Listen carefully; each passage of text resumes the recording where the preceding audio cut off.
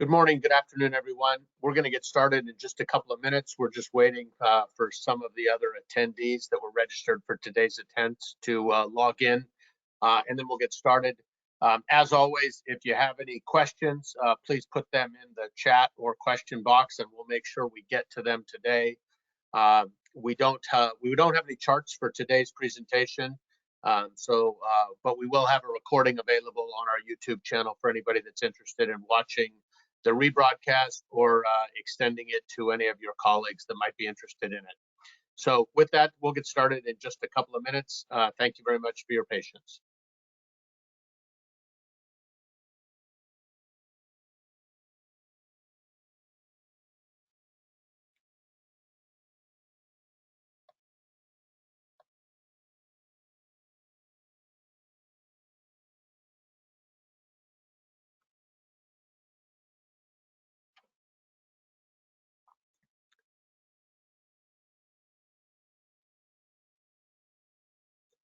Good morning, good afternoon, everyone. This is Stuart Cohen. I'm the president of IGI Cyber Labs, the home of Nodeware. I want to thank you for attending today's session.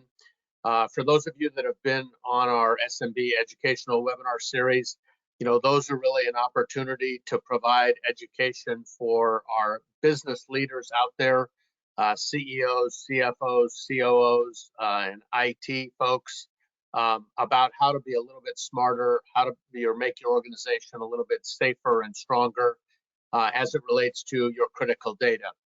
How do you make sure your critical data is more confidential? How do you make sure your critical data is protected?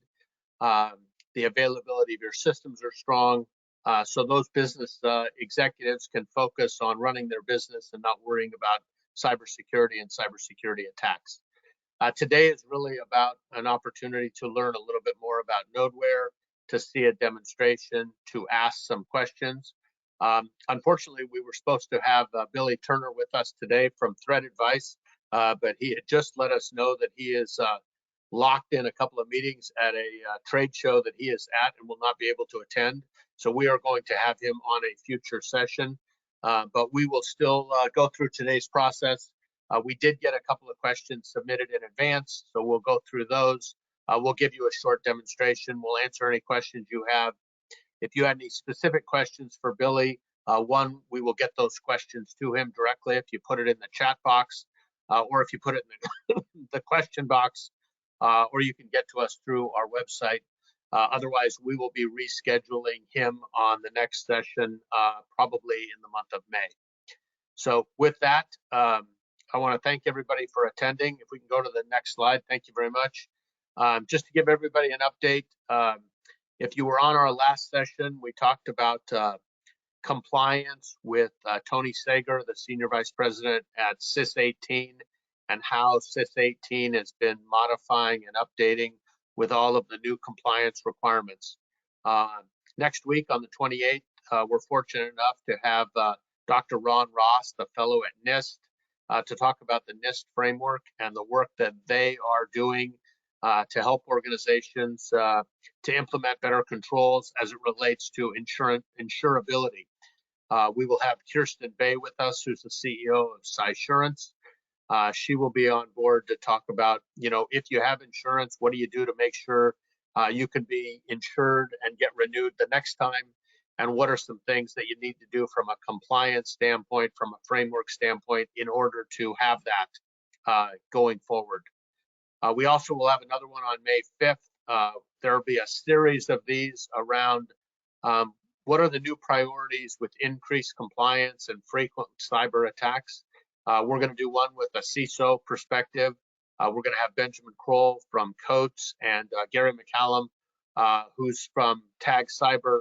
He is the former global CISO at USAA and has a lot to give his perspective on, as a CISO, if he was running a small business, what would he be doing based on the increased compliance requirements and the frequent cyber attacks. So please feel free. Those are both on our website. They're on LinkedIn. Feel free to register. And as always, submit questions in advance, and we will get to those. And on our LinkedIn events page, feel free to submit any questions and begin to collaborate with your peers as part of the community. Go to the next slide for 1 second. So today, myself, Brian, as you can see on the screen, we will be answering a few questions you have, as well as show you a quick demonstration. One of the questions that we did get submitted in advance was, IGI and Nodeware talks a lot about continuous scanning and being able to run during normal business hours. Can you elaborate on what you did to allow Nodeware to run during normal business hours, that a lot of the vulnerability management systems are really focused on running quarterly, running monthly, running, traditionally Sunday nights when not necessarily all the devices are online? So Brian, maybe you could comment a little bit about some of the things that were done to allow for normal business hours scanning without network degradation. Yeah, absolutely. One of the biggest differences between Nodeware and a traditional vulnerability scanner is the continuous nature of the scanning. We say continuous, not constant. I think if you told anyone you were going to run a traditional vulnerability scanner, think a Nessus, a Qualys, 24/7 on a network, it sounds like the network would be unusable, devices might be impacted. What we've done is, from the beginning, spent a lot of time to tune our scanner, to build this process that allows us to be continuous in the background using current asset inventory to power vulnerability scanning, but at opportune times and with minimal impact to the network. We have a patented process that monitors using our network sensors, looking for asset inventory. So when a new asset does pop on, we can get a scan usually within about 5 minutes. And known devices are scanned again at opportune moments. So if you have servers that are kind of available 24/7, they're likely to get scanned after hours. Whereas when employees show up with their laptops and tablets and mobile phones, those get scanned during the day. But there is quite a bit of work put into keeping this essentially background noise, but while still delivering high quality results. Perfect. And maybe you could talk just from a device standpoint. We're doing a lot of work in K through 12. We're also doing a lot with a lot of small businesses on a variety of industry verticals, from healthcare to banking to manufacturing and the like. Can you elaborate a little bit on, the types of devices that we're scanning? Yeah, I think knowing that at this point our kind of global asset inventory across everyone using Nodeware today does skew, like most businesses, towards Windows devices, but we're certainly seeing a rise in IoT. We're seeing everything from the IoT cameras to smart speakers, but we're also seeing additional consumer devices, more Android tablets, Chromebooks, that sort of thing, especially in, as you said, K through 12. At this point, we've kind of seen it all, and we're able to use our existing scan process to give you an idea of how vulnerable those devices are, even if we haven't necessarily seen it before, or if we've seen it a lot. So we got a question about network sensors, and can I deploy my network sensors on my home laptop? And before I turn that over to you to answer, I will say we've had a number of people that during free trials and during evaluations have put it on their home device because they're working remote, because they're part of a hybrid workforce. And ironically, they're now identifying things that are on their home Wi-Fi that they didn't necessarily had, connections to their home Wi-Fi. Maybe it's a neighbor, maybe it's a device they didn't realize, but more importantly, it's a device that may be vulnerable, that gets into that corporate laptop, that then gets access to critical data.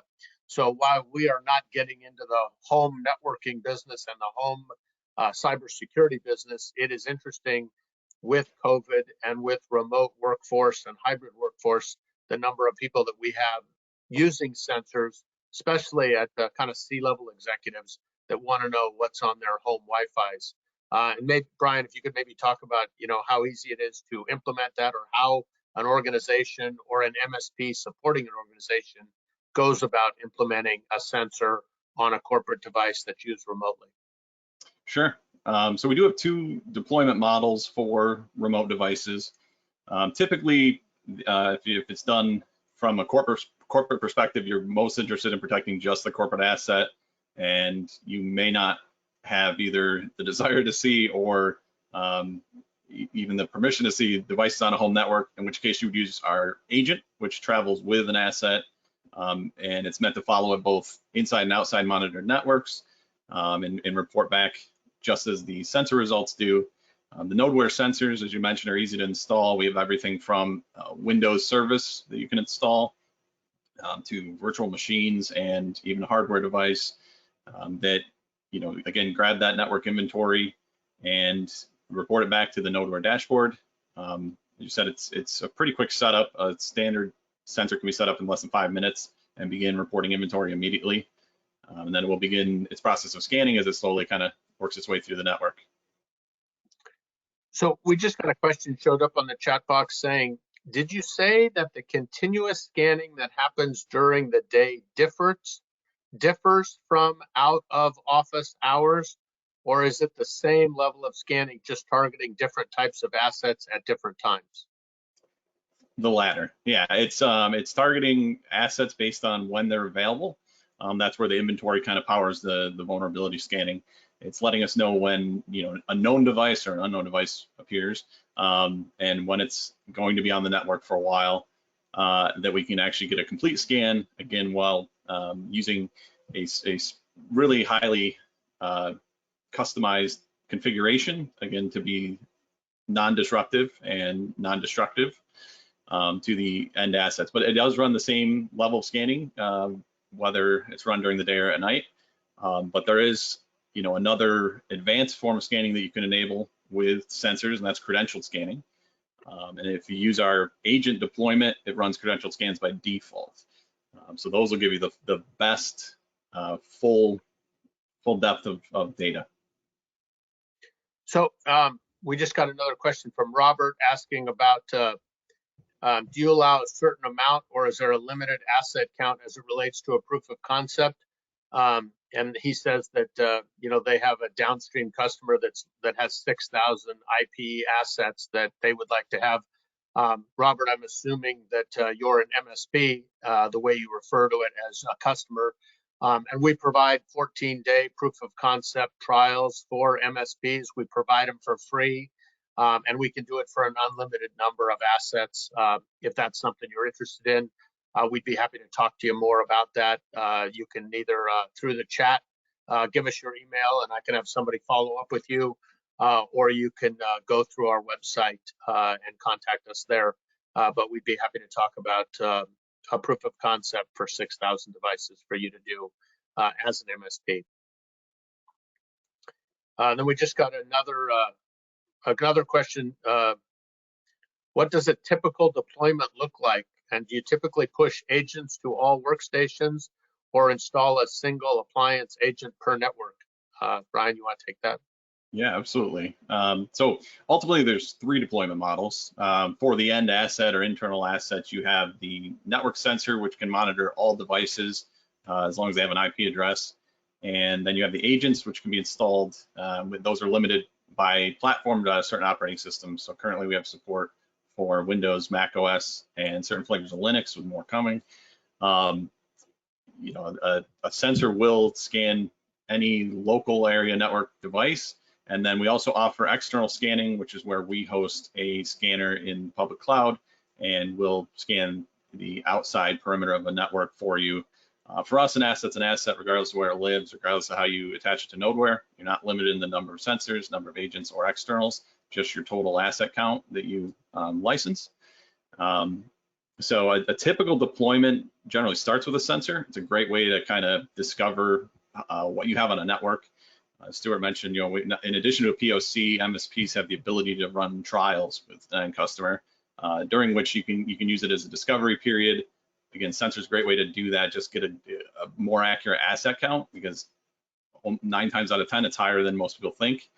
They're just not taking into account the number of personal devices in a network, or what you might have some shadow IT going on where somebody's plugged something in that isn't in the official asset inventory. So sensor is a great way to start. Agents are easy to deploy, especially through, designed to be pushed out through an RMM or MDM solution. They can be pushed out and generally configured and pushed out, again, matter of minutes. And the nice thing is agents and sensors play well together, meaning if a asset with an agent appears on a network also monitored by sensor smart enough to not waste its time scanning that asset. You won't have duplicate assets in your inventory. They automatically dedupe.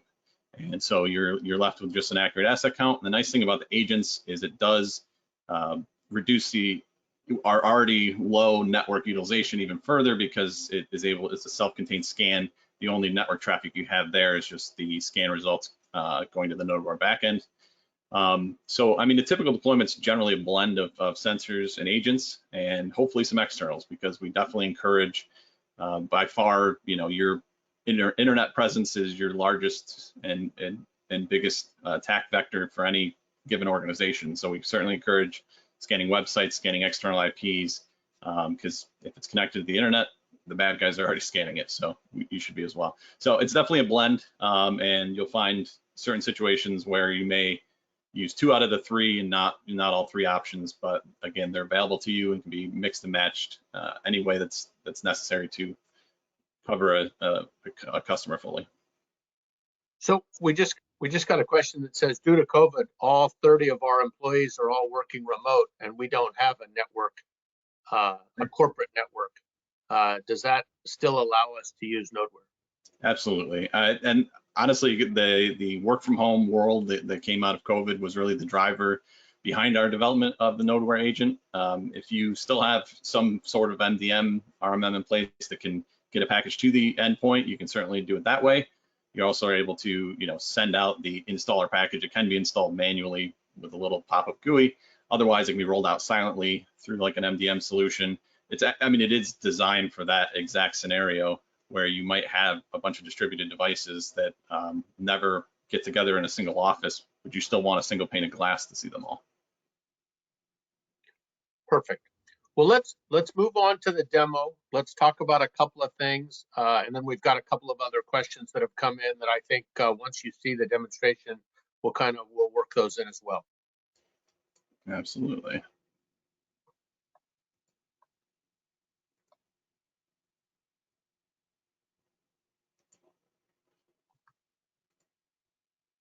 Okay. So I'm in a demonstration account here, logged in as an MSP might be, or an admin. So you can see this is kind of a high-level dashboard, just showing your average score across your customer accounts. Nodeware's real metric on security really is the score. The scale of 0 to 1,000, 1,000 being an optimal score, also generally impossible. It's just you're never going to reduce all your risk, obviously, but you're shooting. This happens to be right at the 950 breakpoint, which is really where you start to get into the green. As you can see, this is just a small kind of sandbox demo environment with 123 assets split across 3 customers. So if I drive into the customer sites, I can get these customer cards here. You can quickly get a glance of, again, an average score across all their assets, includes the internals, the externals, the agents. You can add a new customer pretty easily. You can just go ahead and create a customer account. This is where you have the ability to invite a technical contact. That's somebody at the end customer that might want to see the Nodeware dashboard. And I'll show you how you can do a little bit of role-based access in a little bit. You also have the ability here, as I mentioned, to start it as a 7-day free trial. And what that'll do is it doesn't cap the number of assets at the customer, so you get a chance to see just how many assets that customer has in place, let them kind of kick the tires on this before diving in. And then once they do come off trial, they just kind of dump into your asset subscription pool, and their assets start to count against your total subscription. So going into a specific customer site, you start with. So, hey, Brian, before you do that, we did get a question about what's our methodology for scoring. So maybe you could elaborate a little bit on that. Yeah, so Nodeware, we try and be as standards-based as possible. So everything you'll see once I get into vulnerability scan results starts with CVEs that are scored with CVSS scoring version 3, and we use that as the basis for our scoring. But we certainly enhance the scores and their impact to the individual asset score based on a number of factors. There's vulnerability aging, meaning how long has that particular vulnerability been on an endpoint? The longer, the more it impacts the endpoint. How old is the vulnerability? The longer vulnerabilities kind of in the wild, the more likely you are to have an exploit available. There's also how easy it is to exploit the vulnerability. Is it something that can be done on a network or even remotely, which is obviously worse, right? If somebody can do it across the internet. So there's a number of factors that do play into the actual score we give you, but it does start again at its core. It's really based on industry standards like CVSS. So in this particular dashboard for this customer, this is running just a single sensor. It's got some externals and it's like just a single agent. So we have currently 9 assets online. Total number of assets monitored is 16, and then scanned is 15. And so the delta there would be devices we consider to be, or assets we consider to be in queue, which means at the next opportune moment, we're going to get a scan. The important thing is that, you know, Nodeware has this inventory running all the time to capture new assets that pop online so that you get a clear picture of what's actually been on your network. Again, going back to the idea of the traditional vulnerability scanner, even if you schedule it every single night, there's a good chance that, you know, laptops have left. Somebody that came in for a meeting that was connected and then disconnected wasn't captured in your scans. And so this hopefully provides a much more complete picture of all the assets that have been on a network during a given period. In this case, you're really looking at about a 30-day window, with all the scan results being the most recent results for a particular asset. The top result here is an external. Name's been changed to protect the innocent because it is a great example of just an awful endpoint. So this was scanned again by our cloud scanners. You have the ability to put in both domains and IPs. We also take IP ranges to make it easier, but we will monitor them with our external scanners from the cloud. So you have the ability with externals. We don't automatically scan just because they tend to be production systems, whether it's a company website, a ticketing system, a web application. So we allow you to schedule your scans, and you can repeat it weekly and pick a day of the week, monthly, pick a day of the month. We also now offer daily scans for externals as well. And even if you still have a scheduled scan set up, you've been doing some remediation on an endpoint, you can submit it for rescan. And so that'll actually, you know, take this, kick it to the kind of top of the queue and get this thing scanned by one of our cloud scanners shortly. So maybe I've worked on some of these OpenSSH issues here, which really should be fixed. SSH being a remote access protocol is highly sought after when it comes to exploits. So as you can see, again, we're very data driven. We're reporting every single CVE individually. And these categories in terms of risk impact are again based on those CVSS scores. We're also going to link you out when possible to you know, the vendor or the package maintainer. We'll link you out to more CVE definitions. And in some cases, we have some enhanced data based on the running operating system. So if we have vendor bulletins from Microsoft and Ubuntu and Debian and the like, we'll show those as well in the dashboard. And so we do a fingerprint process even when it comes to external scanning. The difference on externals is we'll generally only be able to identify kind of the running service or purpose. In this case, this is an Apache web server.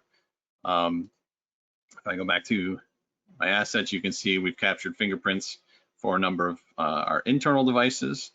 In this case, we have a Debian system, some Windows 7, which really shouldn't be out there. And then again, some more externals where we've identified the hosting provider. So let's see, Again, we're also, as part of the fingerprint process, we'll also capture open ports and report on, what ports are replied and any services we detected on them. We also do a full OS detection, and this is performed based on data that's captured during the scans. It's something that gets better over time. It is a best effort process. We try and get you as detailed a response as we can. Obviously, if you are running an agent, it's not really a guess, it's a data gathering operation, in which case it will be 100% accurate. All right, so here, pop back. So we do have the ability to tag assets. That's something we've kind of put out there fairly recently, similar to, let's say, a Gmail or any other product like this. You can select multiple devices and apply tags. So you can see, obviously, being a demo account, we have a number of different tags, and you can, add new or manage your tags under tag management, but you'll be able to, apply tag to the assets, and then tags then allow you, even if you come into just the asset list total, if you select the tag, now you're selecting just those assets. You also have the ability to apply credentials if they were all, in this case, I have an agent selected, so that's not applicable. But if you have sensor results, you can apply credentials to get the authenticated scans. You can also run a report on just the selection. And then you can also pause scanning. So we allow for certain devices, if it's some reason super sensitive to scanning and you just want to see it in the dashboard, you can pause scanning on an asset, and that will retain the most recent scan results we have for the asset, and we'll continue to inventory it, but will not run the vulnerability scans on that asset. Hey, Brian, I wanted to make one comment. A lot of people are taking advantage of the tagging feature, where if they identify a device that's vulnerable, what they might want to use the tagging for is to provide, to put it on a separate network, to move it away from critical data. Maybe it's not a product that they necessarily are focused on from a priority, from a vulnerability management in order to remediate, but it's something that they want to make sure it is eliminated from any connection of any critical data. So the tagging and grouping gives you the ability to manage your devices and determine which ones you want to take action on as well. Yeah, absolutely. And again, on this test network, this isn't a huge list. You're seeing 16 assets, but on a much larger network, which Nodeware scales quite well to even large enterprise, it can be a bit unwieldy to potentially deal with hundreds or thousands of assets at once. But tagging allows you to create those subgroups. There's also automatic tagging, so some of this is done. Let's say the externals is automatically applied because these are external scans. A lot of the operating system ones, in this case Windows, was applied automatically. So the other thing, once you set a customer up, you have, again, the ability to add their external sites and interfaces to our external scanner. It does go through a verification process, just really more of a industry blacklist to make sure people aren't submitting Google and trying to get us flagged. But generally, your site will be verified within usually about 15 minutes, but it can take as long as 24 hours if it does have to go through manual review. But it's really just an ownership check. There's a couple ways to speed it up, including providing an email, add a domain that generally helps pass authorization. As you can see here, these are actually just set to on-demand scans, but again, you have the ability to set monthly, weekly, and daily scans. Agent downloads are found right here. So they're under the customer because these are customer-specific packages. For Windows, you'll see that you're going to download an MSI. We provide the command you can feed into, again, an RMM or MDM tool for quiet installation. So this package, again, is specific to this customer. You just simply run the installer. It will begin reporting to the dashboard within a couple minutes. Again, we have packages for Mac OS and currently Debian and Ubuntu Linux, with more on the way. You can set up your credentials here for credentialed scanning. Again, you'll add a service account, preferably. We do not encourage people to use their admin, even though it is convenient and will probably work, because you want to have it delineated as Nodeware, so that when you do see the logins, if you're hopefully monitoring that as well, you'll know that it's Nodeware logging in to do a scan and not to be confused with a user actually logging into an endpoint. So we support Windows remote management, really because we've moved away from SMB credentials, as they don't support TLS, which we prefer not to be throwing credentials around in plain text on a network. We also support SSH credentials for your Linux devices, Cisco devices, and the like. Here's tag management. As you can see, these are the tags it's on that list. It's simple to add a tag, select what color you want it to be represented by, and it instantly becomes available. You can also clear out tags here. So Nodeware does provide alerts. In this case, I don't have a ton because this, again, being a demo network. We currently provide alerts around the first time we find a critical vulnerability on an asset, new assets appearing on the network, which is very useful if you have a DHCP pool that should not have new devices, let's say overnight, or shouldn't have new devices at all. It's a great way to just kind of keep track of assets appearing on the network. We're going to give you as much information as we have, but we also try to make the new asset alerts pretty real time. You get them in about a total round trip, about 2 minutes between the asset joining the network and you getting the email with the asset information. And they all contain context links, which take you right to either the asset or to the critical vulnerability, or in this case, a sensor. So we do also offer sensor offline, which is a great way to monitor connectivity between the sensors and the Nodeware backend, and that can generally be used to determine when a site is offline. We do allow you to specify up to 3 endpoints for the alerts to be sent to. We support currently email and Slack. It's easy to add an endpoint here. You choose the type, put in an email address. It's a great way. We recommend using email, pointing that at a ticketing system. The tickets that come through, we provide as much data as we can. If it's a critical vulnerability, we're going to give you the data you saw in the dashboard, so it can be used virtually without having to come into the Nodeware product to potentially resolve, a vulnerability. We also have reports, so we have quite a number of different reports you can run. In this case, we will store the reports for you. They're encrypted, stored offline, but you can retrieve them at any time. So you're able to select your customer and a report type. In addition to a network report, which is really going to mirror what you saw on the dashboard, we also have specific ones for external details, as well as a 2-page executive summary. That's a great way to sell a potential client on Nodeware.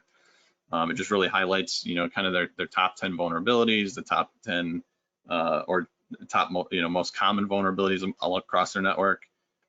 You might want to, if you could, you might want to pull up the 2-page one. Yeah, absolutely.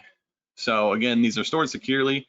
You get a 60-second link, and this isn't theater. This link will expire, and we do that so that you're able to grab a report. Let's see. Yep. Let me pull one up here. Just download it.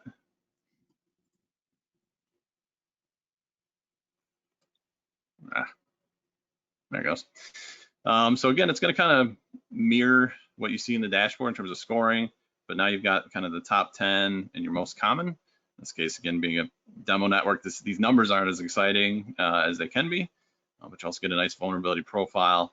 And then we kind of just add some additional text explaining, the need for a vulnerability management program, how it impacts the CIA triad of confidentiality, integrity, and availability.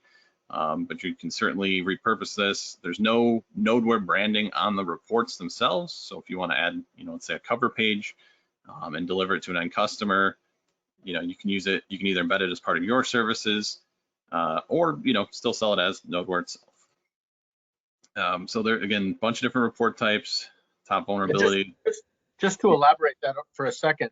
Yeah. We have a number of MSPs that use that two-page executive report to either offer additional services they have, or they partner with our sister subsidiary, IGI Cybersecurity Services, where an independent third-party assessment or an independent third-party pen test is required to go back to their clients with additional information that they found, and then either provide additional services, once again, from the MSP or through the MSP to IGI Cybersecurity Services.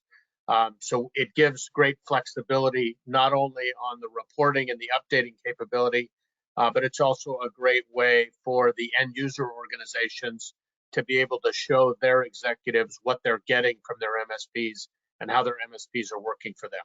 So it's had a tremendous effect all the way around. You still can get the full report listing every single device and every single vulnerability, but this was a nice snapshot that could be done in 2 pages. And as Brian said, it allows you to schedule it. So on the first of each month, you can have one run. You can compare and contrast it for compliance reasons. And it also gives you a nice thing to update your clients on or your executives on if you have a particular issue.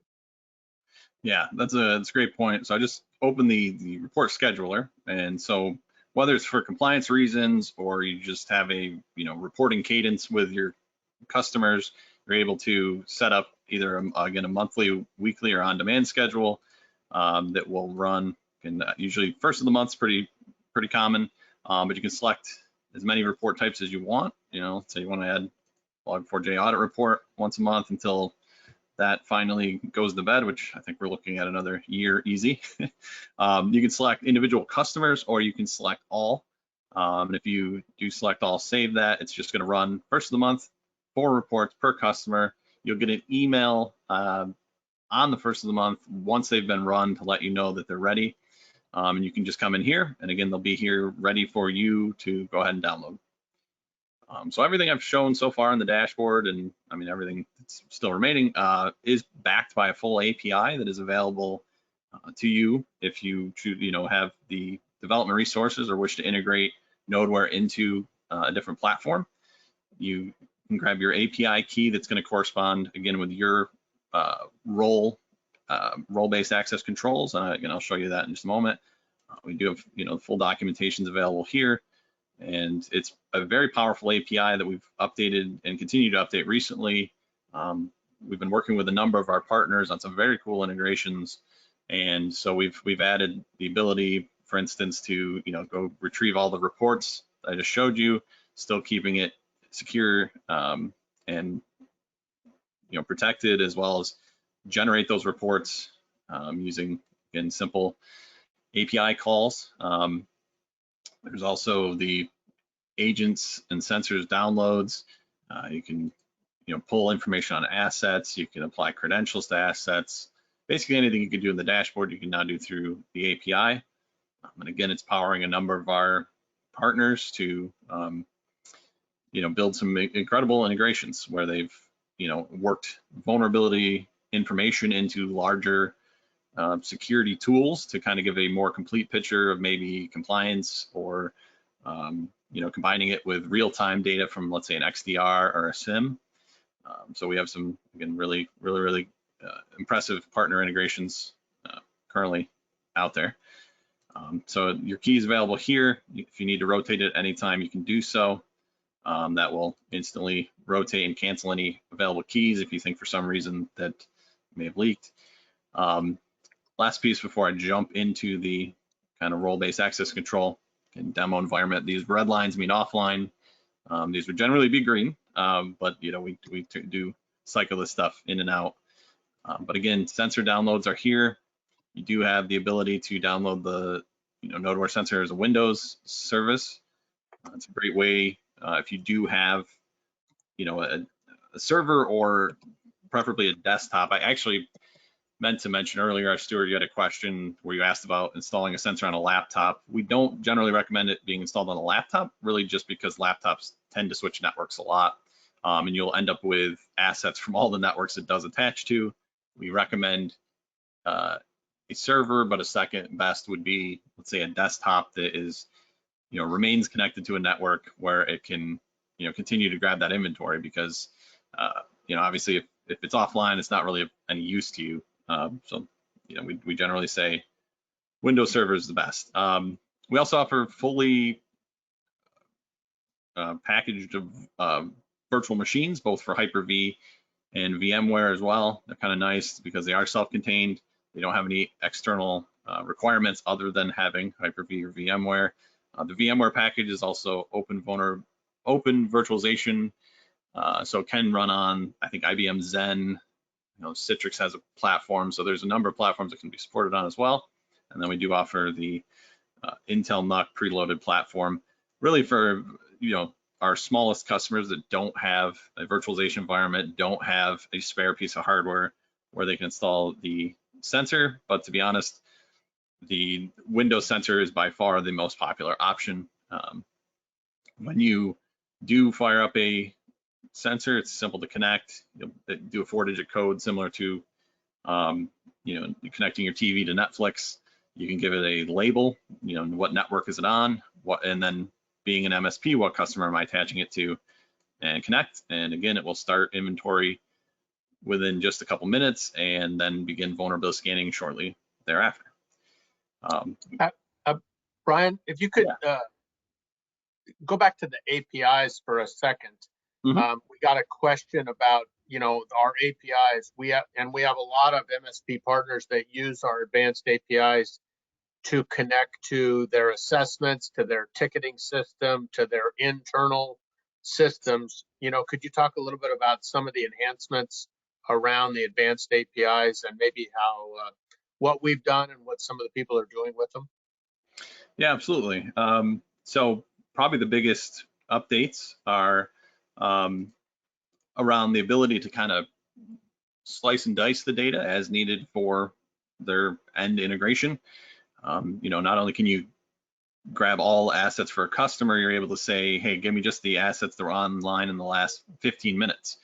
Some people have a very real-time need for our data. Again, you can stretch it all the way back out to 30 days. You also have the ability to filter it down. Maybe you only want the agent results or only want the sensor results or externals. So that's some pretty powerful filters that let you extract just the data you want. As you can see here, the data that comes through is as rich as it is in the dashboard. You're getting everything about an endpoint, including totals in terms of vulnerabilities. You'll see plugin details as far as what was run. Is it an external? Is it an agent? Do I have credentials applied? Do I have tags? Were the tags automatically applied? Did I apply them? You can, again, assign credentials to assets to enable the authenticated scans. You're able to, again, list your customers, add customers, get details for a customer, which include everything you just saw in the dashboard. You can see how many internal assets they have, external assets, how many were scanned, monitored, how many are online, what's their score today, as well as update their websites, update their other properties for them. The downloads, again, are going to get you specific URLs that are you specify a customer in the download link. This link is going to be to a package specific to them that they just either install or install through silently, again through a remote tool, and they just begin instantly reporting, so it's even easier to distribute. And then probably the most recent addition is really around adding the reports library, the ability to generate any of those type of reports you just saw. So we have again, several types of reports. We're always adding more. We're always interested in feedback as to how someone uses the reports or wishes to see it, changed. We offer, XML reporting, which is compatible with a number of parsers. It's built on top of some IBM standards, but we've extended it a bit. We have, again, stuff that's a little more event specific. In this case, like the Log4j audit report.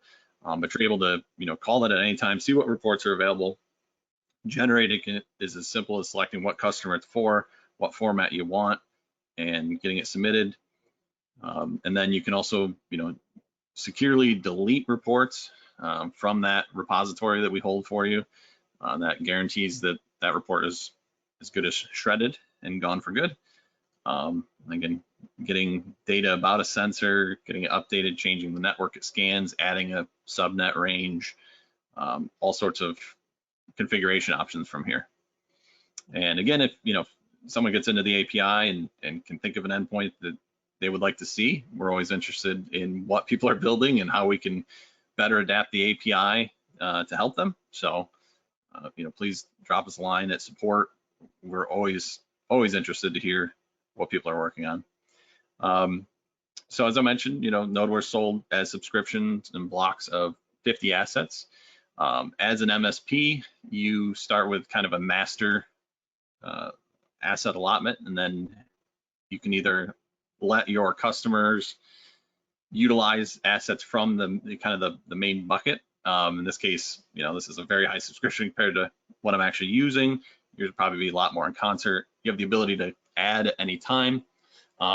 If you're going to be billing your end customers, we offer a usage report here that will is in, I believe, CSV format, so it's ready to either go into Excel or go into an accounting program, and will help you bill the end customer based on their usage.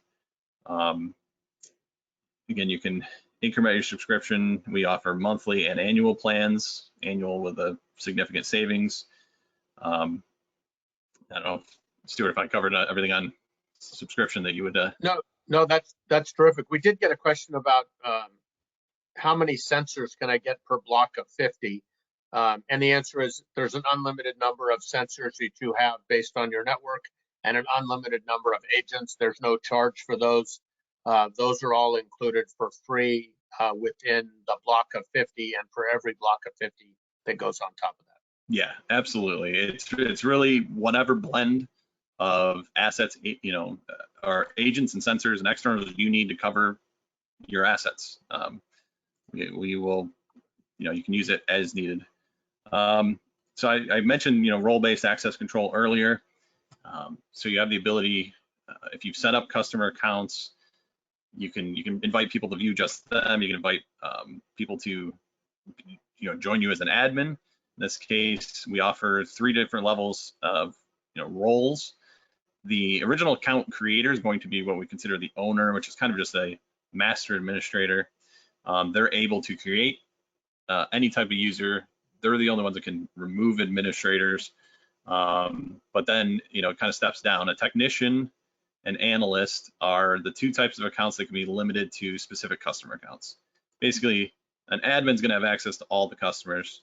A technician or an analyst can be, anything from 1 to multiple customers, and that will give them permission to view. And a technician has the ability to take actions as well. So they're able to run reports. They're able to, edit an alias, edit tags, run download reports. So basically all the actions. If you just want to provide a view only, we consider that analyst. And again, you would select the customer it's for, hit invite, they get a nice invitation email that they'll follow to create their own account, and then given the access that they should have. And you can see when a user is limited. In this case, this technician is assigned to just Dunder Mifflin, and this one's just to Pawnee Parks and Rec. And at any time, you're able to remove a user or change their access permissions. And there is a full breakdown of kind of a matrix of the permissions available on our knowledge base, which you can find at support.nodeware.com, or by clicking the support link in the dashboard. We have a ton of knowledge base articles, not only on permissions, as well as deployment and how to install agents and sensors, and advanced concepts and troubleshooting. And if you don't see something here and you want to see it covered, submit a request. We're more than happy to get you an answer, and always looking to improve the documentation we have out there. So we also we got a question. Hold on.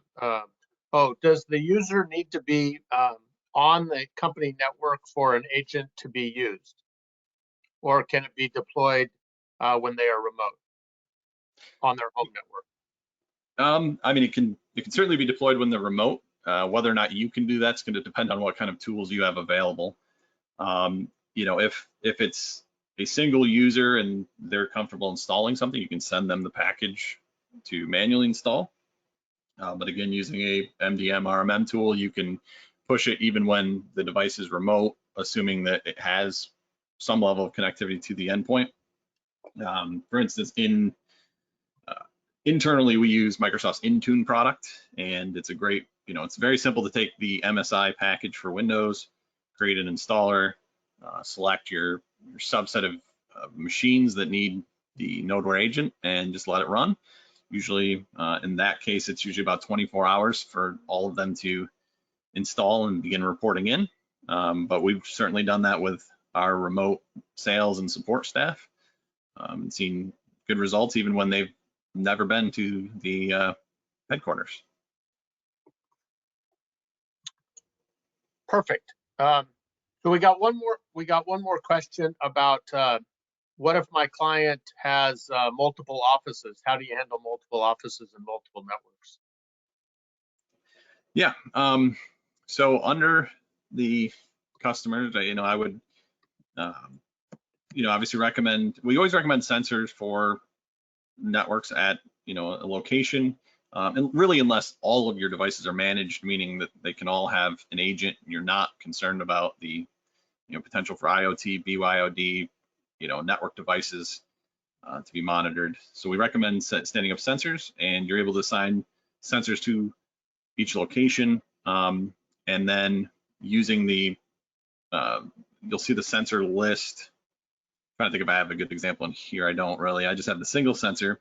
So when I select the sensor to the left, these are all for that location. This is where, you know, tagging really comes in, because then I could select, let's say, New York office. And now when I want to run a report for just the New York office, I simply select, well, let me clear the filter first to show it actually working, at New York office, you know, run the report. But it also allows the entire customer count, all locations, to be viewed in the dashboard as well. So that is, you know, the current recommendation for how to deploy that. Again, agents, if they travel, let's say, between locations, the sensors will pick them up, you know, when they come in, but will defer scanning to the agent, and the agent results stay with that device, and they don't create, again, multiple asset entries. Got it. And we got a question about what is the rough pricing per block of 50 assets. The Nodeware is sold, as I said, in blocks of 50 through Cinex, as well as through the MSP program at Telarus. We also there's also an MSRP price that's available. The MSRP price is $700 at the list level. Most MSPs end up buying through Cinex or through Telarus through their MSP program, as I said, for a substantial discount, well below that, to give them enough flexibility to be able to price the product above that. We're happy to give you quotes or put you in touch with the folks at Cinex or Telarus as well.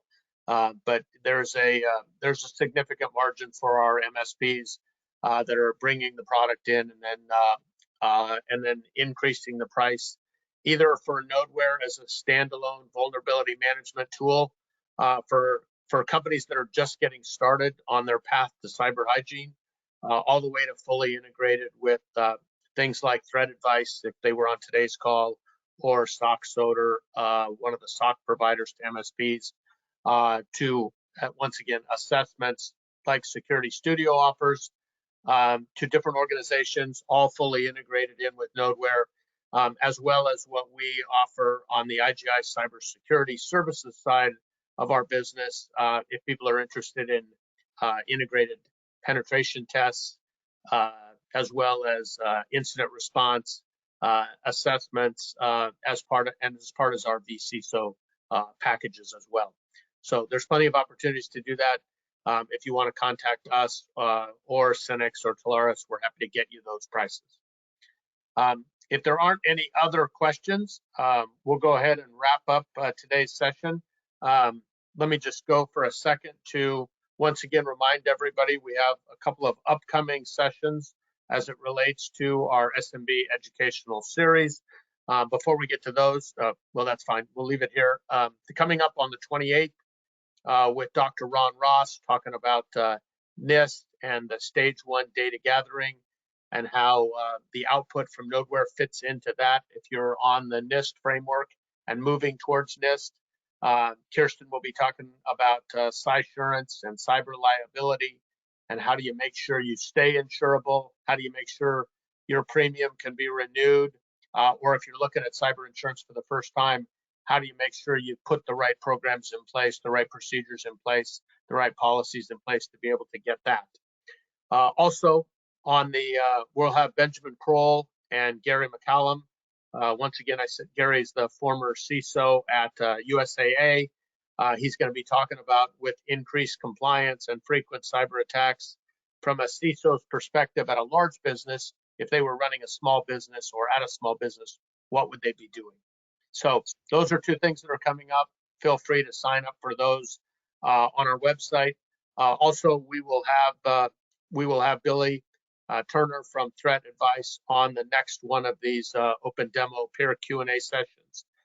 He apologized for not being available today and was stuck at a trade show with a number of client meetings that he had in place. So once again, thank everybody for your time. Please feel free to connect with us on LinkedIn. If you'd like a proof of concept, if you'd like a trial, please let us know. You can do that if we click back to the next slide. You can contact us and we'll be happy to put that in place with you on Nodeware specifically, and then across the portfolio of IGI cybersecurity services as well. So with that, I want to thank everybody for their time. Brian, before we log off, any last comments or suggestions you might have for somebody that's just getting started? Yeah, I mean, I can't recommend enough the free trial. Kick the tires, but really just, again, there's probably more on your network that's exploitable or vulnerable than you know, and knowing is way more than half the battle when it comes to cybersecurity, because you can't protect what you can't see. Perfect. Nick McCourt was on our session from Integris a couple of weeks ago, and he said this is the easiest product that he's ever installed to get up and running and to immediately get going. So you could also go back and review some of the comments that Nick made. The other thing that I will say is the ability to run during normal business hours is critically important. And something that I always tell MSPs is this should be the lowest cost of sale of any device you have, because you ought to be able to ask somebody if they know what devices are vulnerable on their network, and do they care if they're connected to critical data, as well as do you know when new devices show up on your network, and do you care? Because we run during normal business hours, in 2 minutes, an MSP ought to be able to also qualify a prospect, and an end user organization ought to be able to quickly decide if it's something they need as they're on the path to cyber hygiene. So with that, we want to thank everybody for your time today. Thank you for your questions. And as always, feel free to contact us with follow-on questions, and we'll have this rebroadcasted up on YouTube in the next couple of days. Thank you very much for your time, and everybody have a great week. Thank you, Brian. Thank you.